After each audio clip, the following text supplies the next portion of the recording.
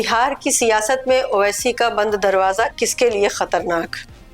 राजनीति में कुछ दरवाजे आसानी से खुल जाते हैं और कुछ दरवाजे चाहे जितनी भी दस्तक दी जाए लेकिन बंद ही रहते हैं। बिहार की सियासत में आज एक ऐसा ही दरवाज़ा बार बार खटखटाया जा रहा है लेकिन वो खुल नहीं रहा है। जी हाँ, हम बात कर रहे हैं असदुद्दीन ओवैसी और उनकी पार्टी AIMIM की। नमस्कार, मैं नाहिद और आप देख रहे हैं एक संदेश। अगर आप हमारे चैनल पर नए हैं तो सब्सक्राइब जरूर करें और वीडियो को अंत तक देखें। आज के अपने इस वीडियो में हम बात करेंगे क्यों ओवैसी की बेचैनी बढ़ रही है और RJD व कांग्रेस बार बार दरवाजा क्यों बंद कर रहे हैं। चर्चा शुरू करें उससे पहले पटना में संविदा कर्मचारियों के बड़े बड़े प्रदर्शन पर भी गौर फरमा लेते हैं, जहां कर्मचारी अपनी नौकरी पक्की करने और बकाया वेतन की मांग कर रहे थे। इसी बीच पुलिस ने प्रदर्शनकारियों को रोकने की कोशिश की और फिर लाठी भांज दी। अब चुनाव है तो ऐसे प्रोटेस्ट सिर उठाते ही रहेंगे, लेकिन बिहार की राजनीति में कुछ और ही पक रहा है। बिहार में चुनाव बिसात बीत चुकी है। एक तरफ NDA, दूसरी तरफ इंडिया गठबंधन और इनके बीच AIMIM जो हर हाल में गठबंधन का हिस्सा बनना चाहती है। लेकिन सवाल ये है, जब मांग सिर्फ 6 सीटों की है तो RJD और कांग्रेस जैसे बड़े बड़े दल ओवैसी को साथ लेने से इतना डर क्यों रहे हैं। कुछ दिन पहले AIMIM के प्रदेश अध्यक्ष अख्तरुल ईमान खुद लालू यादव के घर पहुंचे। नारे लगे, लालू तेजस्वी कान खोलो दरवाजा खोलो। लेकिन दोस्तों, ना दरवाजा खुला और ना गठबंधन का रास्ता, क्योंकि असली डर है वोटों का ध्रुवीकरण।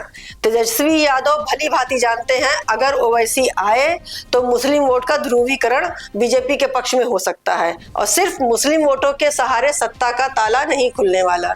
इतिहास को अगर देखा जाए तो जहां जहां ओवैसी गए वहां वहां ध्रुवीकरण और तेज हो गया। जरा याद कीजिए 2020 का बिहार चुनाव। AIMIM को 5 सीटें मिली लेकिन RJD का नुकसान हुआ। महाराष्ट्र में प्रकाश अंबेडकर का सहारा लिया लेकिन ज्यादा असर नहीं पड़ा।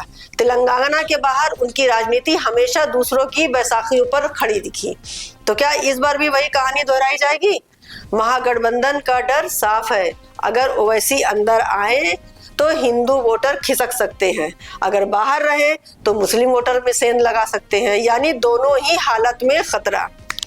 इसलिए RJD और कांग्रेस बार बार यही कह रहे हैं कि अगर ओवैसी सच में बीजेपी को हराना चाहते हैं तो बाहर से समर्थन दें, गठबंधन में शामिल होने की जिद छोड़ दें। लेकिन सवाल अब भी यही है कि क्या ओवैसी गठबंधन में शामिल होकर इनकी जो B टीम की छवि बनी हुई है उसे तोड़ना चाहते हैं, या फिर वो बस सीमांचल के अपने छोटे से वोट बैंक को बचाने की जद्दोजहद कर रहे हैं। क्योंकि सच्चाई ये है, इस बार बिहार का मुस्लिम वोट ज्यादातर इंडिया गठबंधन की तरफ झुकता नजर आ रहा है। बिहार को सियासत का ये दरवाजा अब भी बंद है और बाहर खड़ा है एक नेता, बार बार दस्तक दे रहा है। लेकिन क्या कभी ये दरवाजा खुलेगा या फिर ओवैसी की सियासत हमेशा यूं ही दरवाजे पर अटकी रह जाएगी।